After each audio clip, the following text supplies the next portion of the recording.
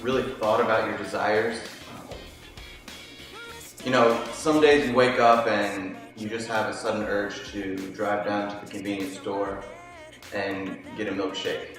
Or for me, most of the time, it's to go to Wendy's because it's the best restaurant ever made. We just have all these certain desires. And in doing the study, we realized that those desires aren't a mistake. They're not an accident. That obviously we have these desires for a reason, and they've been put there by God for a reason. The verse for today is Genesis 3, verse 6. It says, "When the woman saw that the fruit of the tree was good for food and pleasing to the eye, and also desirable for gaining wisdom, she took some and ate it." You see, the same way Eve saw the fruit, and it was pleasing and it looked desirable, it's the same way we have desires today. And there was nothing sinful about Eve's desire to eat that fruit. Where she sinned was God commanded her not to. And you see, I think that relates to us in so many levels, but one is that, we desire things on a daily basis. And we run to those things and we go to those things and, man, it's our favorite restaurant, we're going to go and we're going to indulge in this meal. And it's a good meal and it's nutritious and it's what we need.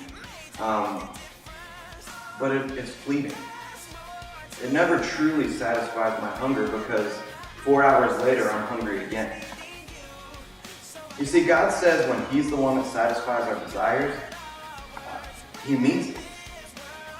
When you commit your life to Christ and commit your life to going on a journey to follow Him, your needs and your desires begin to get met in ways we can't understand.